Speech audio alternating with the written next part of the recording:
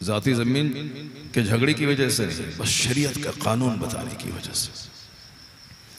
मगर आला हजरत कभी कचहरी नहीं गए। ये गौसे पाक का सच्चा मुजाहिद सिपाही बस बगैर कोर्ट गए ही फैसला आपके फेवर में हो गया।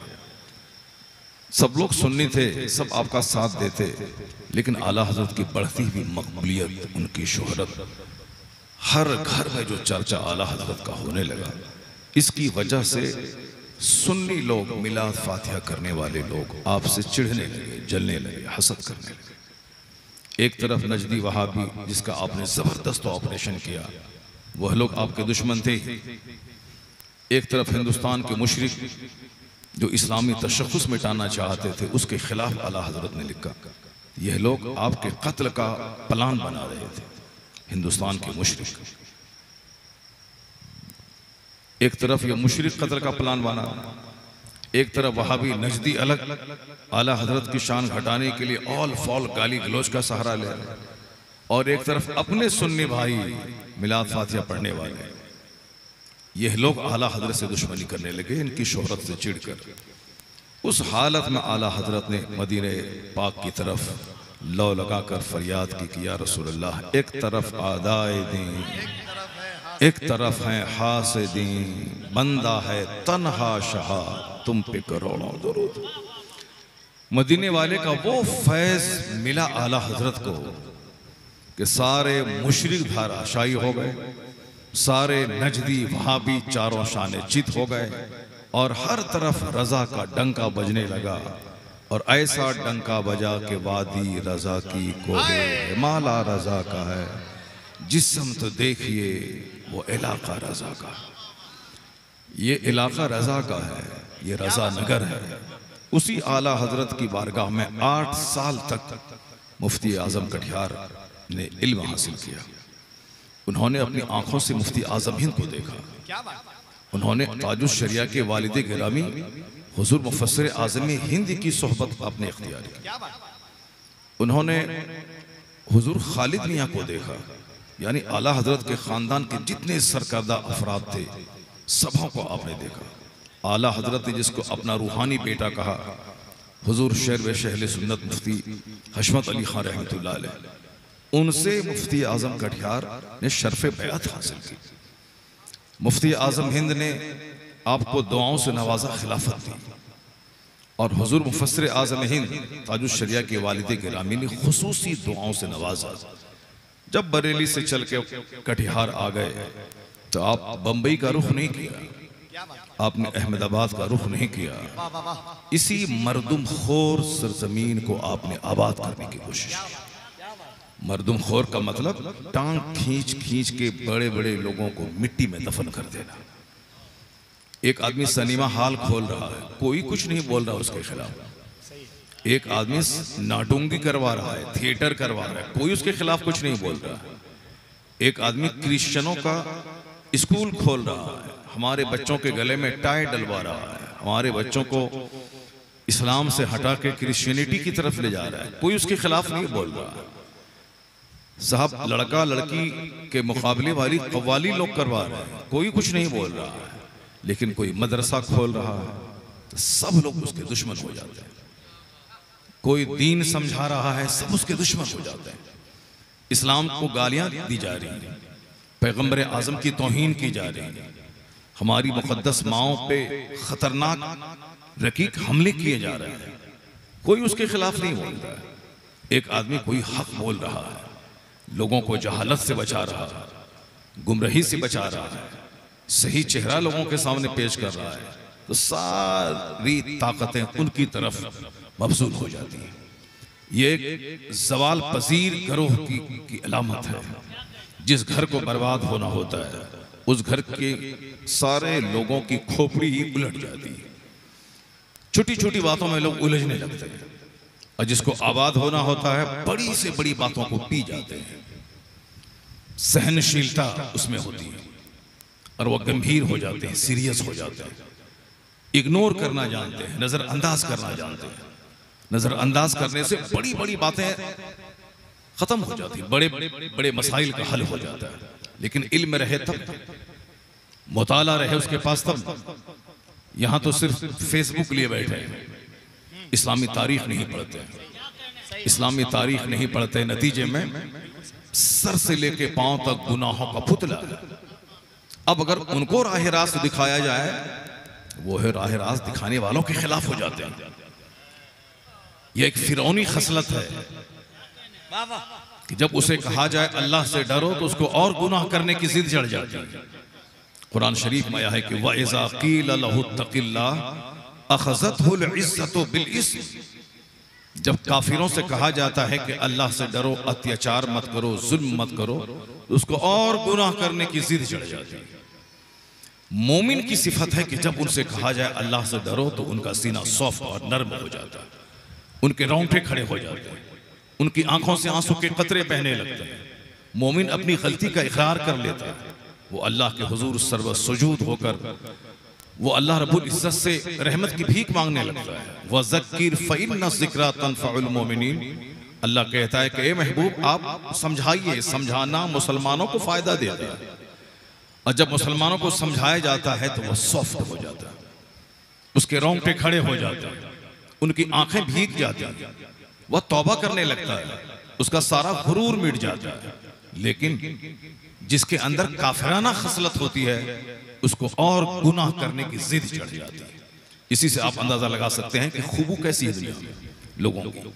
सरकार मुफ्ती आजम कटिहार बहुत साबिर थे, लोग आके औल-फौल बकते थे, लेकिन आपका एक मिशन था कि पूरे इलाके में मसले के आला हजरत का झंडा गाड़ा जाए, हर घर में मसले के आला हजरत का चिराग जलाया जाए। आज कटिहार शहर में 2 दर्जन मस्जिदों में मुस्तफ़ा जान रहमत पे लाखों सलाम पढ़ा जाता है। आज कटिहार के अतराफ के तमाम गांव में परतेली, बुदेल, जाफरगंज, गरभेली, दुस्मर साहब, कुरसंडा, हरसुआ, जितने भी गांव हैं, सारे गांव में मुस्तफ़ा जाने रहमत पे लाखों सलाम फजर के टाइम में पढ़ा जाता है। और आपको मालूम है इसमें बहुत हद तक मुफ्ती आजम कटिहार की मेहनतों का नतीजा है। इन्होंने मदरसा भले ही झोपड़ी वाला कायम किया था, लेकिन बड़े बड़े महलों में जो काम नहीं होता है वो काम इस झोपड़ी से होता है।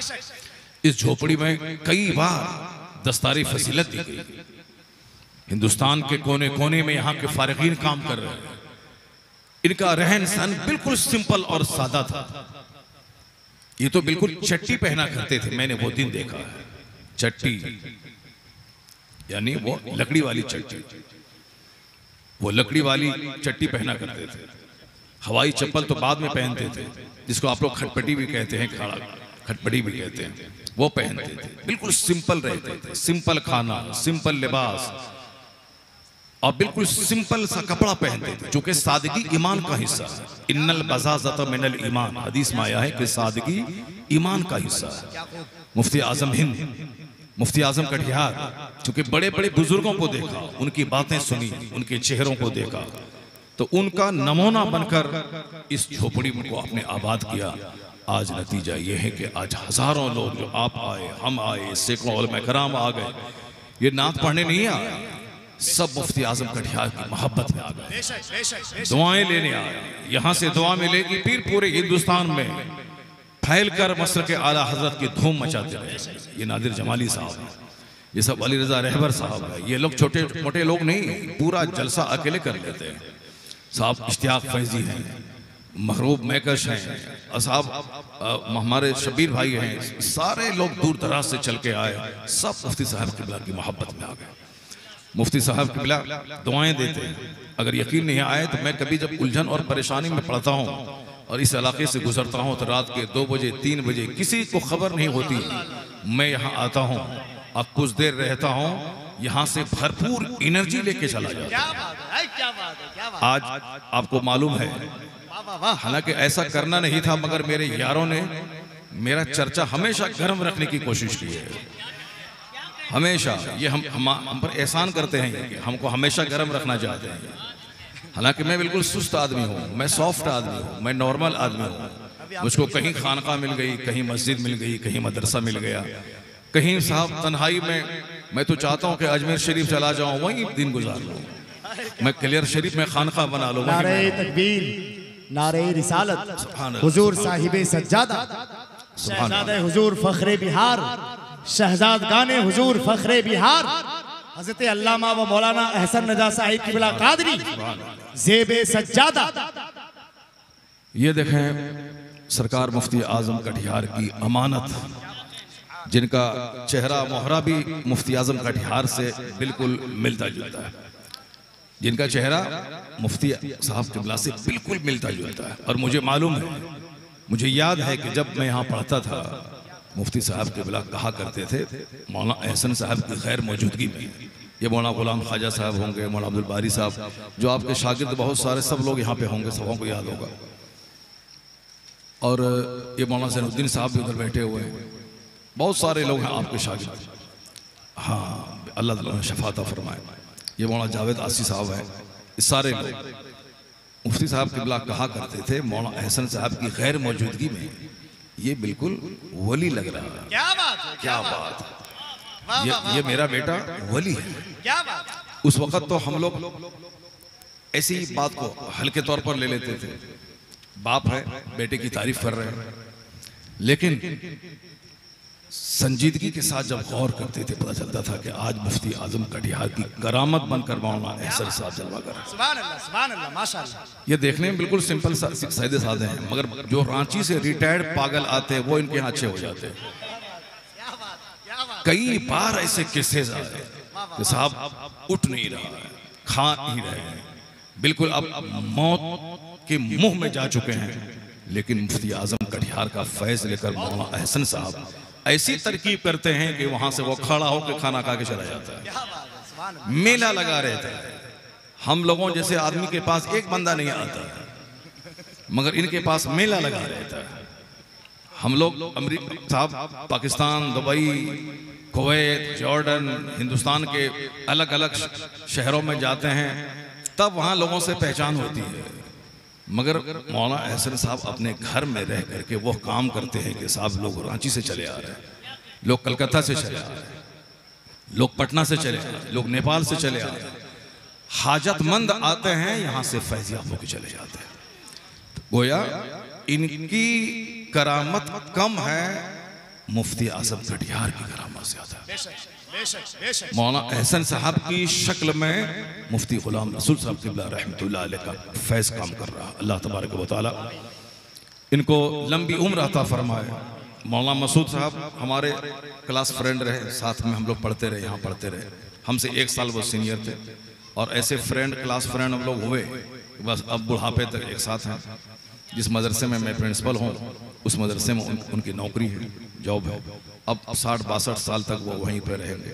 यहाँ भी हम लोग बहुत साल तक रहे, साथ में रहे। हमको शायरी नहीं आती है, मैं शेर कहना चाहता हूँ, एक बार कहा था मैंने कभी, मगर उसके बाद चूंकि उधर इंटरेस्ट ही नहीं रहा, दिलचस्पी नहीं रही, इसलिए मैं शायर नहीं बन पाया, दिलचस्पी नहीं रही। हाँ, ये देखिए हमारे शहबाज भाई हैं, मौजूद है, माशाल्लाह सुभान अल्लाह। ये सब अच्छे अच्छे नाथ हैं, अच्छी सोच रखने वाले लोग। अब घटिया किस्म की सोच रखने वाला वो साहब अपने बड़ों के खिलाफ बोलता है। अब हाँ साहब, दूसरों से कलाम खरीद के पढ़ने वाला, और न जाने कैसी कैसी हरकतें करने वाला, तो वो साहब अपने बड़ों से उलझ रहे हैं, अपने बड़ों को समझा रहे हैं, जबकि अपने बड़ों की बात माननी चाहिए। अपने बड़ों की बात अगर समझ में नहीं आए तो खामोश रहना चाहिए, और अगर खामोश नहीं रहना चाहता है तो उसे बात करनी चाहिए। बिल्कुल सही रहनुमाई। मगर वो कैसी बातें बोल जाते हैं शोहरत हासिल करने के लिए। ये बहुत अच्छे नाथ हैं शहबाज नूरी साहब, बहुत सब मुझको तो बहुत पसंद आते हैं, बहुत अच्छी नात पढ़ते हैं। असद इकबाल साहब हिंदुस्तान का एक ऐसा बाताज नात खां है जो आज 30-40 साल से स्टेज का बिल्कुल बादशाह बना हुआ, शहनशाह तरन्नुम बने हुए, लेकिन हमने एक बार उनको डांटा स्टेज पर, लेकिन उफ तक नहीं कहा।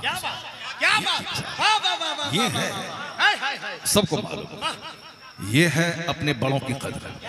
नारे तकबीर, ए भाई बेदार रहिए, नारे तकबीर, नारे रिसालत। बड़ों की कदर करना, बड़ों का एहतराम करना, बड़ों से नसीहतें लेना, बहुत सारी बातें होती हैं। गुस्से में आदमी बहुत कुछ बोल जाता है, गुस्से में आदमी इस्लाह के लिए बहुत सारी बातें बोल जाता है। कौम बेराहगी की शिकार है, क्या क्या नहीं है समाज में, ज़िना, शराब, जुआ, सूद, सट्टा, क्या क्या नहीं है। उसके लिए जबरदस्त डिटर्जेंट चाहिए। इसलिए जहां 3 घंटे की तकरीर में जहां साहब हजारों बातें बोली जाती हैं, वहीं जबरदस्त सफाई के लिए कभी हार्ड और तल्ख जुमले भी बोले जाते हैं। और अगर इनको समझ में नहीं आता है तो हुजूर की वो हदीस की तशरीह मैं कर रहा था। आका फरमाते हैं, हदीस सुनिए और मैं इसको बार बार बोलता हूँ, जन्नत के मालिक है मुस्तफ़ा। जन्नत के मालिक क्या बोलते हैं? मैं यज़मल मा बैन रिजलै व मा बैन लहयै अज़मल लहुल जन्ना। ये हदीस है, मोतबर हदीस। उस हदीस पाक में हुजूर क्या कहते हैं कि जो मुझको इस बात की जमानत दे दे, 2 चीज की जमानत दे दे, या 2 जबड़ों के बीच में जो जबान है, इस जबान से गाली, इस जबान से गलोच, इस जबान से गीबत, इस जबान से झूठ, न जाने क्या क्या लोग बकते हैं। हुजूर कहते हैं तुम अपनी जबान की सुरक्षा की गारंटी मुझको दे दो कि मैं इस जबान से झूठ नहीं बोलूंगा, मैं इस जबान से गीबत नहीं करूंगा, मैं इस जबान से दूसरों को ठगने की बातें नहीं करूंगा, चुगलखोरी नहीं करूंगा। यानी इस जबान की सुरक्षा की गारंटी मुझको तुम दे दो। और हुजूर कहते हैं ये 2 टांग के बीच में जो शर्मगा है, मां बैन रिजलै, ये हुजूर कहते हैं जो 2 टांग के बीच में है, उसकी सुरक्षा की जमानत तुम मुझको दे दो। हदीस के अल्फाज है मां बैन लहयै, ये दोनों जबड़ों के बीच की जबान और दोनों टांग के बीच का जो प्राइवेट पार्ट है, उसकी सुरक्षा की जमानत तुम मुझे दे दो। हुजूर कहते हैं अज़मल लहुल जन्ना, मैं उसको जन्नत की जमानत देता हूं, मैं उसको जन्नत की जमानत देता हूं। मैं कहता हूं खबीस मरदूद, इस हदीस पाक को तुम क्या कहेगा? इस हदीस पाक को अगर मैं पढ़ के सुनाऊं तो तुम क्या कहेगा? घटिया जबान इस्तेमाल कर रहे हैं। मुस्तफा से ज्यादा नफीस जबान किसी की नहीं हो सकती, हुजूर से ज्यादा एहसनुल कलाम कोई नहीं हो सकता। हुजूर का चेहरा सबसे खूबसूरत, हुजूर की बात भी सबसे खूबसूरत। आका अलैहिस्सलाम की बात पर आज बड़े बड़े फिलोसोफर तबसरा कर रहे हैं, फिर भी वो कहते हैं कि हुजूर की एक बात की तशरीह में हजारों किताबें लिखी जा सकती हैं, मगर फिर भी मुस्तफा की जो हिकमत है उस हिकमत के दरवाजे बंद नहीं हो सकते। इस कदर हिकमत से भरी हुई बातें मुस्तफा की होती हैं। जरा कान खोल के सुनो हुजूर ने क्या फरमाया। आका फरमाते हैं लौला बहाइमुन रुत्ता, कभी नहीं सुने होंगे आप ये हदीस सुनिए। लौला बहाइमुन रुत्ता व शयूखुन रुक्काउन व अतफालुन रुद्दाउन, ये रुद्दाउन रुक्काउन रुद्दाउन ये शेर नहीं है, मगर हजारों शेर इसकी शेरियत पे कुर्बान है। क्या जबरदस्त बात हुजूर ने कही है। लौला बहाइमुन रुद्दाउन व शयूखुन रुक्काउन व अतफालुन रुद्दाउन लअज़ाब अल्लाह वाला रुस्सा रुस्सा। हुजूर फरमाते हैं कि अगर ये बेज़बान जानवर नहीं होते, द ग्रेजिंग एनिमल्स, यानी ये चरने वाले जानवर बेज़बान, अगर ये नहीं होते और कमर जिसकी झुकी हुई है वो बूढ़े नहीं होते, हुजूर कहते हैं अगर ये दूध पीने वाले बच्चे नहीं होते तो अल्लाह ताला तुम्हें अजाब की रस्सी में जकड़ देता। एक हदीस में आया है कि आसमान से बारिश के एक कतरे अल्लाह नहीं बरसाता। आप कहते हैं कि मैं अपने बूढ़े माँ बाप को पाल रहा हूं, मगर ये हदीस से पाक के अल्फाज कहते हैं कि तुम बूढ़े माँ बाप की वजह से पाले जा रहे हो। आपकी रोजी इन बूढ़ों की वजह से है। वह बूढ़े जिसकी कमर झुक गई, जो काम नहीं कर सकते हैं, और माँ बाप कहते हैं कि मैं इस बच्चे को पाल रहा हूं। नहीं, वही बेजबान बच्चा जो दूध मांग भी नहीं सकता है, उस बेजबान बच्चे की वजह से माँ बाप को रोजी दी जाती है। ये जानवर जो चर रहे हैं, उस जानवर के चरने वाले जानवर की वजह से अल्लाह आसमान से पानी बरसाता है, जिससे जमीन से घास निकलती है। जरा अल्फाज की सेटिंग देखें कि हुजूर ने एक छोटी सी हदीस में 1 लाख बातें कह दी। क्या कह दी सरकार ने कि लौला बहाइमुन रुत्तौन, अगर ये बेजबान चरने वाले जानवर नहीं होते, वह शयूखुन रुक्कौन, ये बेंट वेस्ट यानी ये झुकी हुई कमर वाले बूढ़े नहीं होते, और कहते हैं ये सकलिंग चिल्ड्रेन यानी ये दूध पीने वाले बच्चे नहीं होते, तो अल्लाह आसमान से पानी नहीं बरसाता। अल्लाह तुमको अजाब में जकड़ देता, वला रुस्सा रुस्सा, तुमको अजाब की रस्सी में जकड़ देता। इसका मतलब यह निकला कि हुजूर की बात में कितना हुस्न है, कितनी जामियत है। इसी को कहते हैं टर्स शॉर्ट कंप्रीहेंसिव, यानी बात मुख्तसर हो, यानी एक कूजे में समंदर को जमा कर दिया गया हो। अकल इस्लाम की बात, दुनिया का कोई बड़ा फसीह मुस्तफा का मुकाबला नहीं कर सकता। अब जरा गौर से सुनिए, आला हजरत ने क्या कहा, तेरे आगे यूं है दबे लचे फोसहा अरब के बड़े बड़े, तेरे आगे यूं हैं दबे लचे फोसहा अरब के बड़े बड़े, कोई जाने मुंह में जबान ही नहीं बल्कि जिस्म में जान है। यानी ये बड़े बड़े रेटोरिशियन, बड़े बड़े फसीह मुस्तफा के सामने गूंगे हैं। हुजूर की बातों को सुनने के बाद ये अरब के बड़े फसीह, जिसको अपनी शायरी पे नाचता, जिसको अपनी फसाहत और बलागत पे नाचता, एक बहुत बड़ा रूम का शख्स, वो मस्जिद नबवी में उमर फारूक आजम के सिरहाने फजर की अजान होती रही। छोटी नहीं थी, बड़ी मजलिस थी बाका की, मगर इससे डबल लोग थे कि फजर की अजान हो रही है और लोग महफिल से उठने का नाम नहीं ले रहे। अभी 4 दिन पहले की बात है। तो आप लोग उजलत पसंदी से काम नहीं लें, बल्कि रहें फजर की नमाज यहाँ बाजमात बड़ी जमात के साथ पढ़कर मुफ्ती साहब किबला के सिरहाने जाकर और अपने मुश्किलात के लिए के हल के लिए वहाँ दुआ करें, फिर उसके बाद यहाँ से आप जाएं। जरा गौर से सुनिए, मैं 2-3 बातें कहता हूँ। कैसे कैसे लोग थे और किस किस तरह की आज के लोगों की घटिया सोच हो गई, कैसी बातें सोचते हैं, नजरअंदाज करना, इग्नोर करना, बड़ी बड़ी बातों को पी जाना। अगर शौहर गुस्से में है तो बीवी को चाहिए कि खामोश रहे, अगर बीवी गुस्से में है शौहर को चाहिए कि खामोश रहे। घर का सिस्टम बना रहेगा, न तलाक होगी, न तकरार होगी, न कभी केस मुकदमा होगा, न कभी गांव समाज के 10 आदमी आकर के उसके मैटर का फैसला करेंगे। यहाँ तो बड़ी सी बड़ी बातें हो जाती हैं, एक पंच नहीं आता, और यहाँ छोटी छोटी बातों में साहब रोजाना पंचायती होती रहेगी। जहाँ ना समझी है वहाँ बार बार पुलिस वालों का आना जाना होता है, और जहाँ समझदारी है वहां तो बड़े बड़े मैटर में पुलिस वाले नहीं आते। तो एक अक्लमंद बीवी खामोश रहना सीखे, नजरअंदाज करना सीखे। शौहर सुबह से लेकर शाम तक बाहर कमाते हैं, मजदूरी करते हैं, पसीना बहाते हैं, खेत में रेड़ी चलाकर सड़क के किनारे न जाने हेलमेट बेचकर कैसे कैसे पैसा कमाते हैं, और आप रानी बन के घर में हैं। तो आप उस शौहर की मुसीबत को देखें। अगर वो गरम मजाजी के साथ कुछ जुमले बोलते हैं तो बिल्कुल सहल है, खामोशी से बड़ा बड़ा मुसीबतों का तूफान टल जाता है। वो खामोश रही, ये बोलता रहा, मामला बिल्कुल घर का सुचारू ढंग से चलता रहता है। लेकिन अगर बात में बात बनाने लगी, वहीं से तलाक होती है, वहीं से तकरार होती है। शौहर गुस्से में कुछ कहा, बीवी बोलती है कि अगर एक बाप का बच्चा है तो तलाक दे दो। इसको भी गुस्सा आता है, फौरी तलाक लग देता है।